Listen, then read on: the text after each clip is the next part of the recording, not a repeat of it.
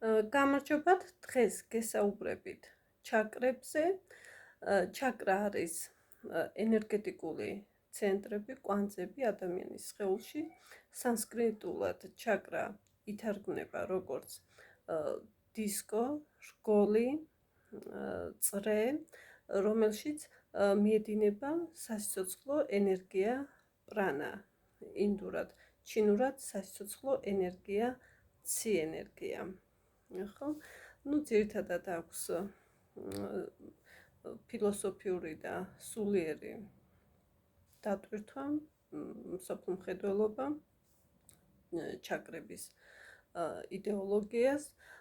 მოგეხსენებათ, ჩაკრების დისბალანსი იწვევს როგორც ფიზიკურ, აგრეთვე სულიერ ფსიქოლოგიურ პრობლემებს ადამიანში და უარყოფითად აისახება ადამიანის ჯანმრთელობაზე.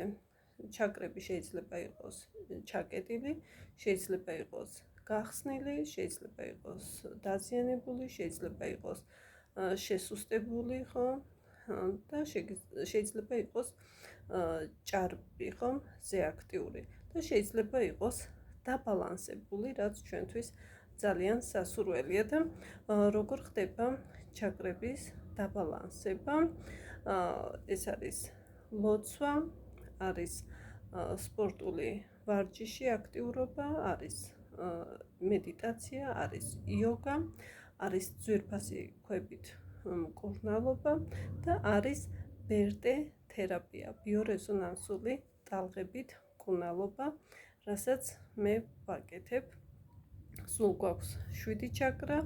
პირველი არის მულადხარა, მეორე სვათხისტანა, მესამე მანიპურა, მეოთხე ანაჰატა, მეხუთე ვიშუთხა, მეექვსე აჯნა და მეშვიდე საჰასრარა. ცალ-ცალკე განვიხილავ თითოეულს.